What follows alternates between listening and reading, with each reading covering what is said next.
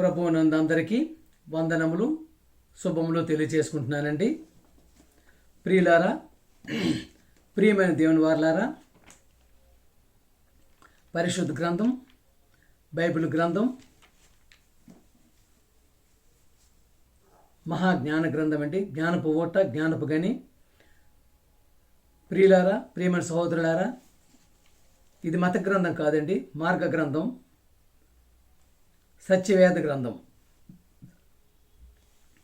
ప్రియులారా, ప్రసంగి యొక్క మాటలను మనం గమనించుకున్నట్టయితే ప్రసంగి 7వ అధ్యాయం 1వ వచనం. ప్రసంగి 7:1 అండి.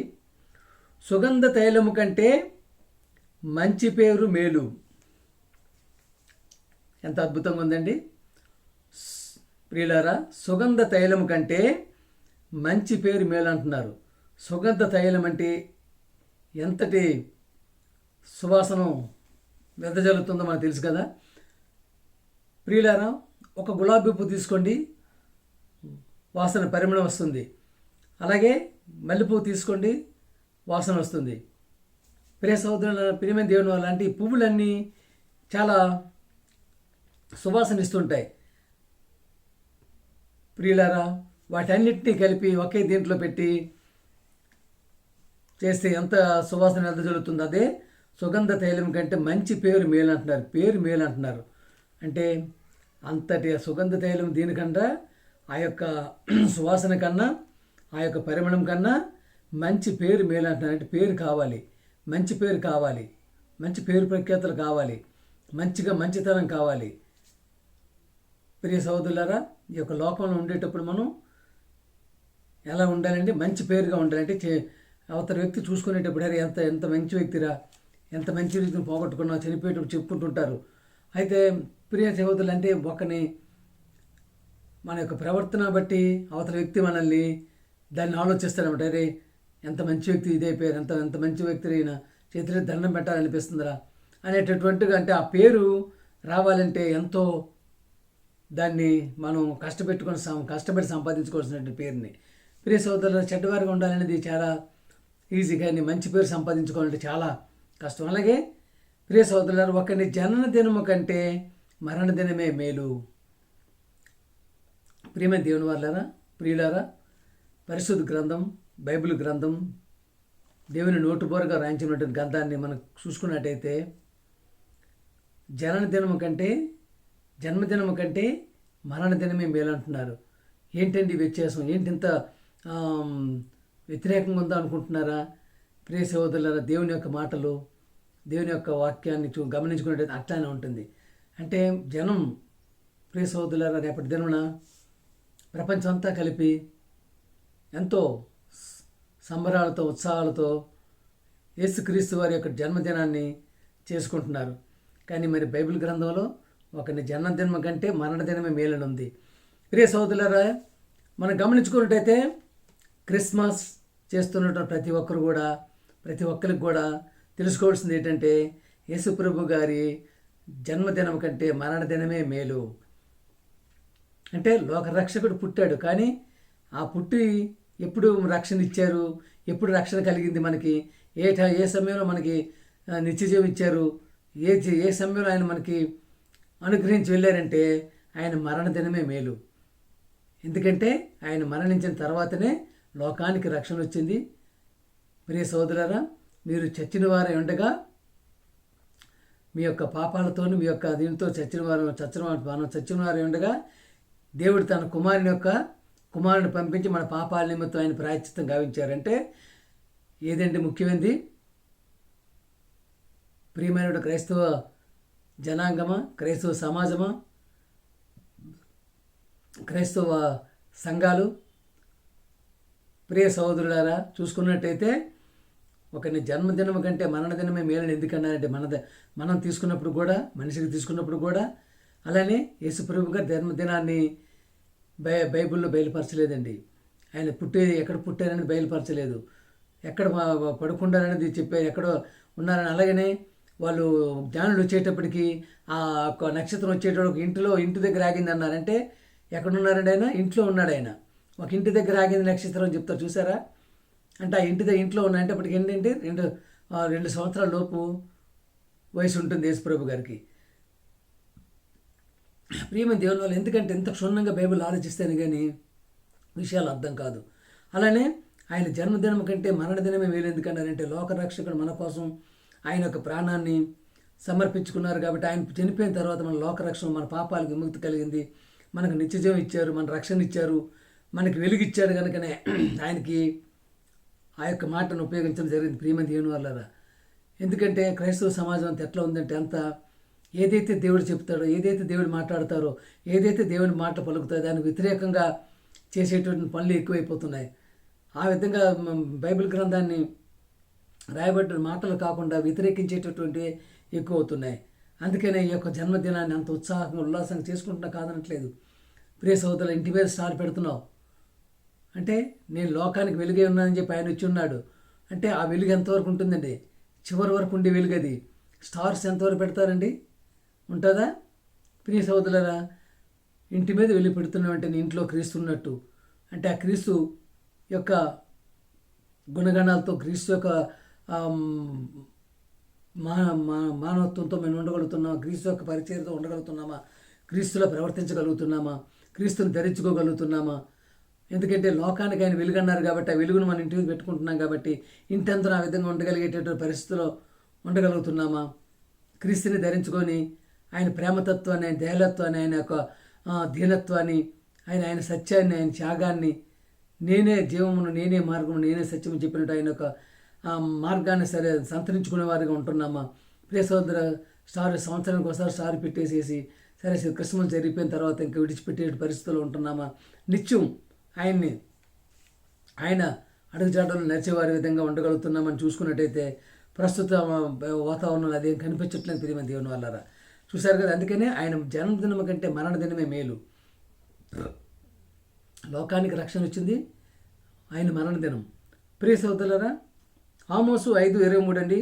చాలామంది పాటలు పాడుతూ ఉంటారు, ఎంతోమంది పాటలు పాడుతూ ఉంటారు. వాక్యానుసారమైనటువంటి పాటలు లేక దేవుని ఇబ్బంది పెట్టేటటువంటి వారుగా కూడా ఉంటున్నాము. చూసారావా? మీ పాటల ధ్వని నా యొద్ద నుండి తొలగనీయుడి, మీ స్వరమండలముల నాదము వినుట నాకు మనస్సు లేదు, వినుటకు నాకు మనస్సు లేదు అంటున్నారు. చూసారా? పాటలు అంటే పాటలు ఏ విధంగా ఉంటున్నాయి? దేవునికి అంగీకారంగా ఉంటున్నాయా? వాక్యానుసారమైన పాటలు ఉంటున్నాయా?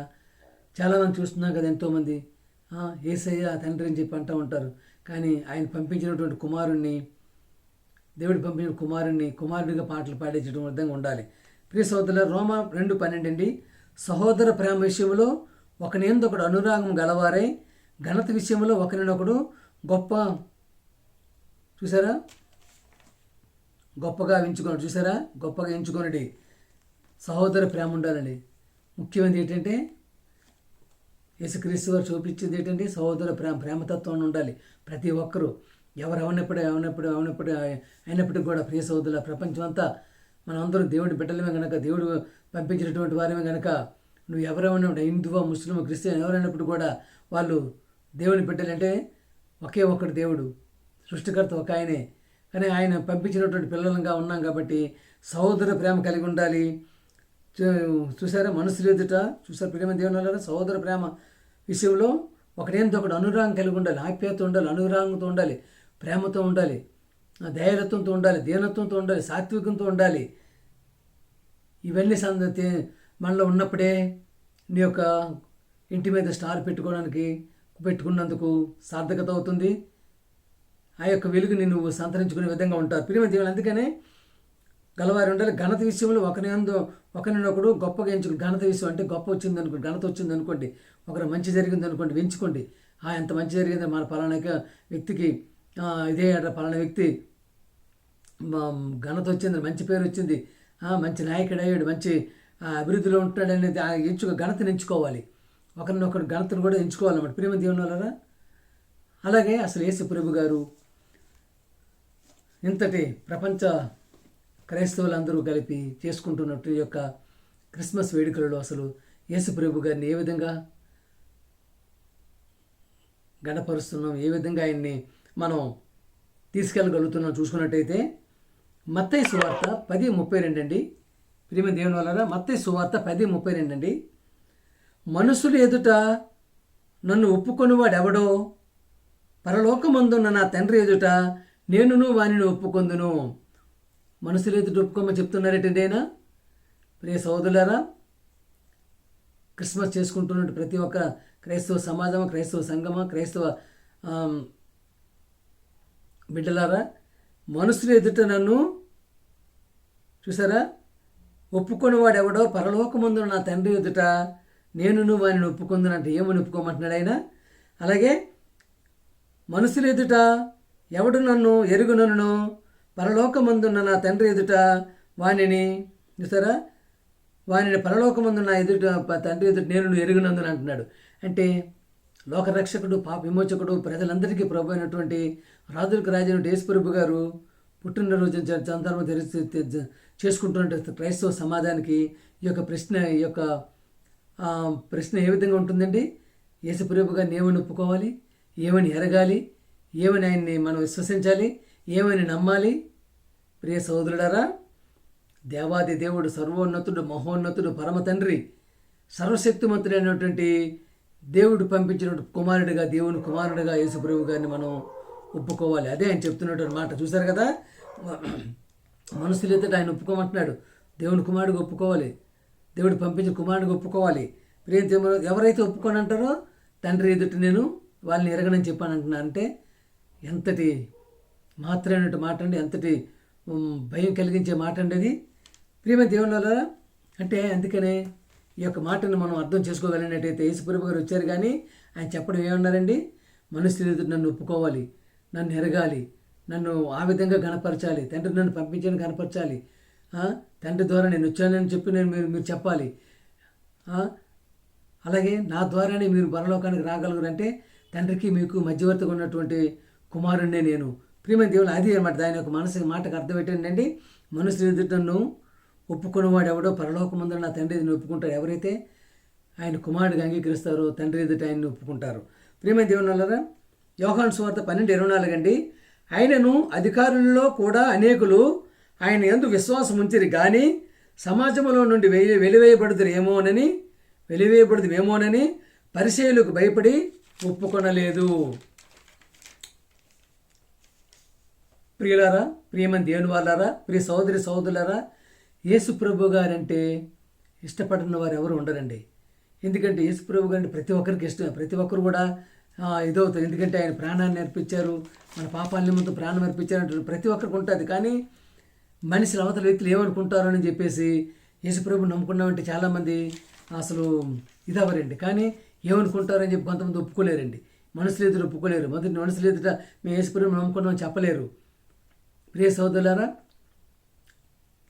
ఒక నక్సలైట్ను ఎదుటి ఉంటే ఒప్పుకుంటామా? ఒక దొంగడు ఎదురుగుండి ఉంటే ఒప్పుకుంటామా? ఒక మర్డర్ చేసేవాడు ఎదురుగుండి ఉంటే ఒప్పుకుంటామా? ఆయన స్నేహితుడిని ఒప్పుకుంటామా? ఏమండి, ఇందు యేసు ప్రభు గారిని నేను ఒప్పుకోలేకపోయిన కారణం ఏంటండి? ప్రియ సోదరులారా, లోకరక్షకుడు, లోక పాపాన్ని మోసుకెళ్ళేటటువంటి మహాబలవంతుడైనటువంటి యేసుక్రీస్తు గారిని ఒప్పుకోవడానికి ఎందుకు సంకోచిస్తున్నారు? ప్రియ సోదరులారా, 12:43 అండి. వారు దేవుని మెప్పు కంటే మనుషుల మెప్పు ఎక్కువగా ఆపేక్షించి చాలామంది మనుషుల మెప్పు కోరుకోవాలనుకుంటుంటారండి. మనుషులు మేము మెచ్చుకుంటుంటే ఉప్పొంగిపోతుంటారు. మరి గడగకలా అంతటి వాళ్ళు ఏడనుకుంటుంటారు, నన్ను పొగుడుతున్నారంటే ఇంకేదో అనుకుంటూ ప్రియమంది. అందుకనే యేసుప్రభు గారిని ఒప్పుకోవడానికి ఎవరు ఇదవుతుంది. ప్రియమంది దేవుని వాళ్ళు ఎందుకంటే మాట చెప్పగలుగుతున్నాను? ఇంతటి మహోన్నతమైన వ్యక్తి, ప్రేమామయుడు, కరుణామయుడు, దయామయుడు, దయాలతోనే వ్యక్తి,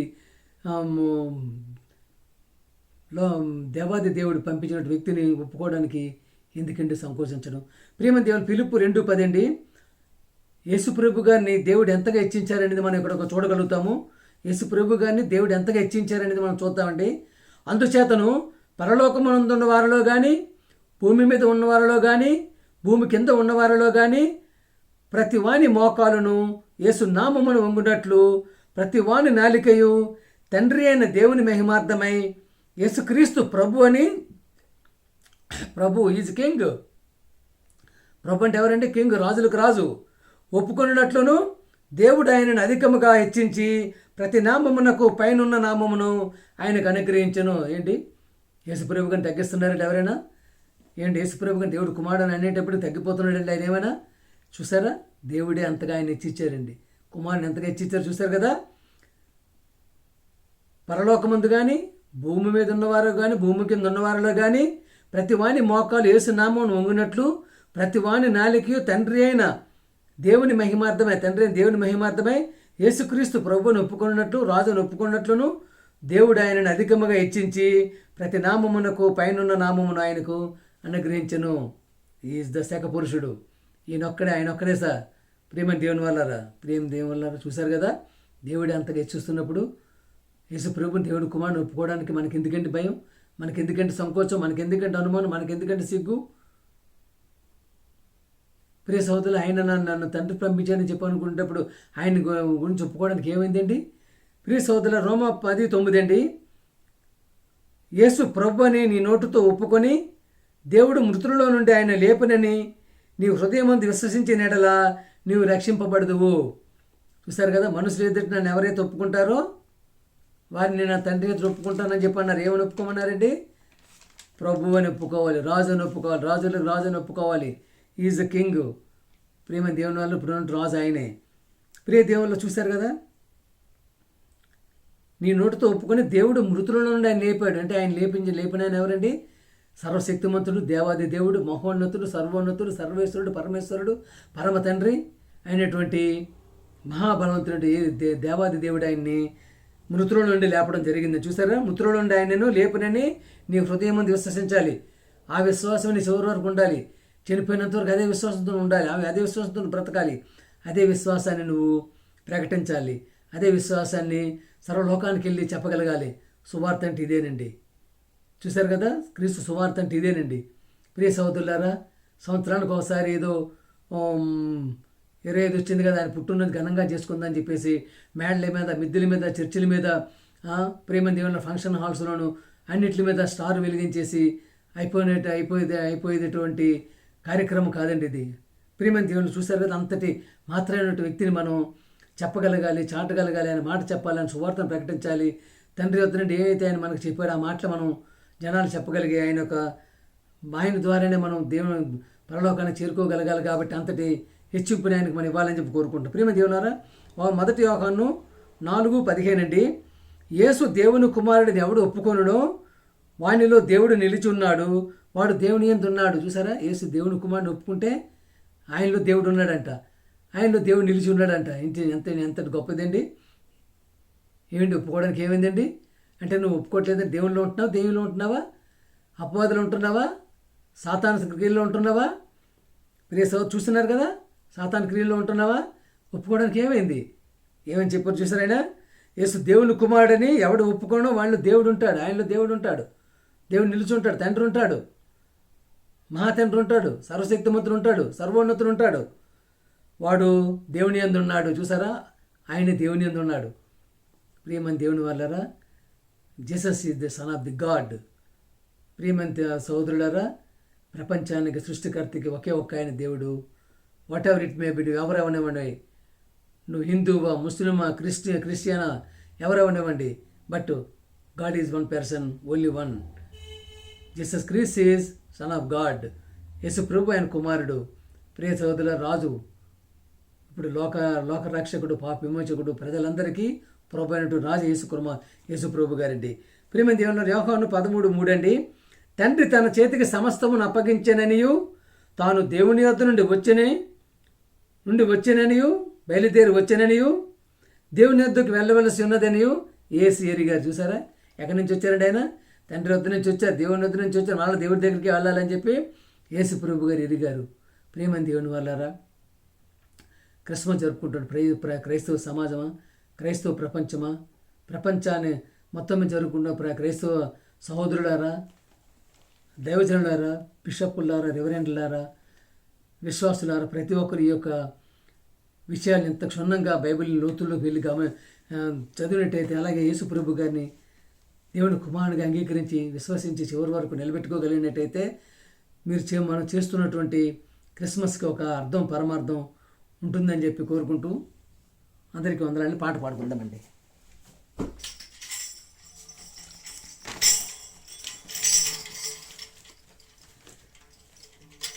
ప్రియమైన దేవుని వల్ల పొడిచేటి పొద్దుల్లో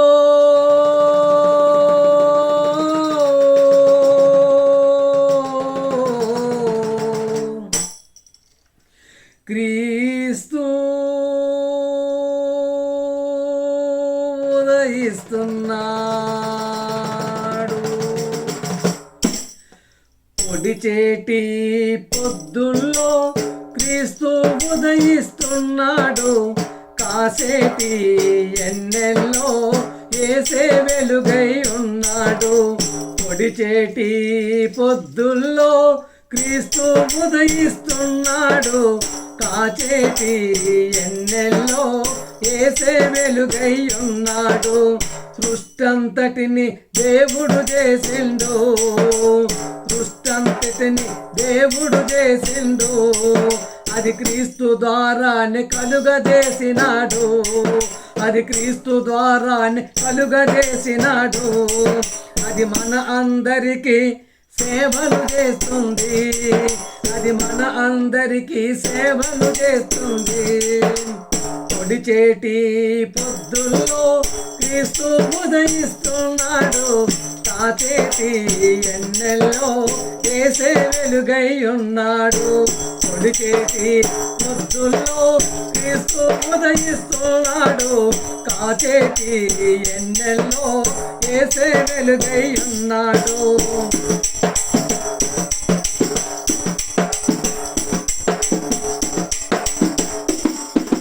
జగతికి ముందే యేసు ఉన్నాడు. మానవులందరూ దైవములన్నాడు. జగతికి ముందే యేసు ఉన్నాడు.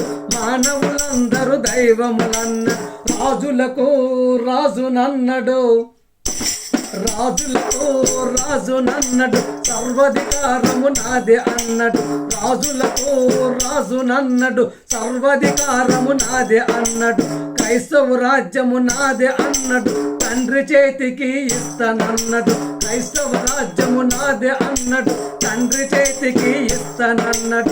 అరెరెరెరెరెరె యేసుక్రీస్తు రాజుగా పుడితే, యేసుక్రీస్తు రాజుగా పుడితే హేరోదు గుండెల్లో పువ్వులు పుట్టింది. పొడిచేటి పొద్దుల్లో క్రీస్తు ఉదయిస్తున్నాడు. కాచేటి ఎన్నెల్లో యేసే వెలుగై ఉన్నాడు. పొడిచేటి పొద్దుల్లో క్రీస్తు ఉదయిస్తున్నాడు. కాచేటి ఎన్నెల్లో యేసే వెలుగై ఉన్నాడు.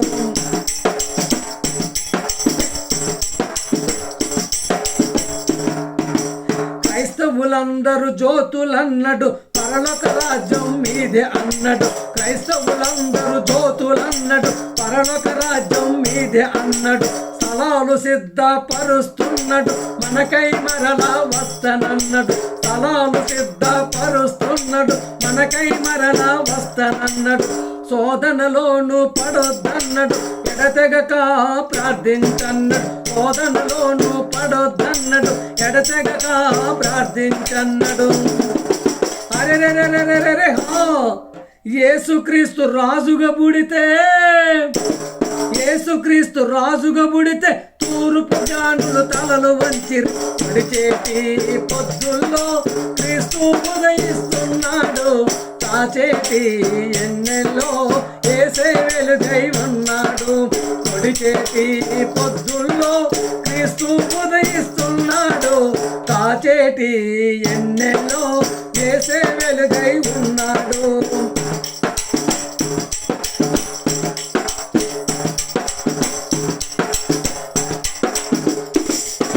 నీతి సూర్యుడను నేనే అన్నాడు. పగ తీర్చుట అది నా పని అన్నాడు. నీతి సూర్యుడను నేనే అన్నాడు. పగ తీర్చుట అది నా పని అన్నాడు. శరీర ఎచ్చలు చంపమన్నాడు. ఆత్మ ఫలాలను కాయమన్నాడు. శరీర ఎచ్చలు చంపమన్నాడు. ఆత్మ ఫలాలను కాయమన్నాడు. ఆదియు అంతము నేనే అన్నాడు. సృష్టికి అగ్నిని నియమించిండు. ఆది అంతము నేనే అన్నాడు. సృష్టికి అగ్నిని నియమించిండు. అరెరెరెరెరెరె యేసుక్రీస్తు రాజుగా పుడితే యేసుక్రీస్తు రాజ్యమేలుతుండు. ఈ ప్రజలు అందరూ శరము వంచాలి పొడిచేటి పొద్దుల్లో క్రీస్తు ఉదయిస్తున్నాడు. కాచేటి ఎన్నెల్లో చేసే వెలుగై ఉన్నాడు. సృష్టంతటిని దేవుడు చేసిండు, అది క్రీస్తు ద్వారానే కలుగజేసినాడు. అది మన అందరికీ సేవలు చేస్తుంది. పొడిచేటి పొద్దుల్లో క్రీస్తు ఉదయిస్తున్నాడు. కాచేటి ఎన్నెల్లో చేసే వెలుగై ఉన్నాడు. కాచేటి ఎన్నెల్లో చేసే వెలుగై ఉన్నాడు. చేసే వెలుగై ఉన్నాడు. చేసే వెలుగై ఉన్నాడు. చేసే వెలుగై ఉన్నాడు. ప్రియమైన దేవుని వాళ్ళరా, ప్రియమైన సోదరులారా, వాక్యం నచ్చినట్టయితే ప్రతి ఒక్కరూ సబ్స్క్రైబ్ చేయండి, షేర్ చేయండి, ప్రతి ఒక్కరికి పంపించమని కోరుకుంటూ ప్రభుపేట అందరికీ వందనాలండి. మీ ఈశ్వరరావు.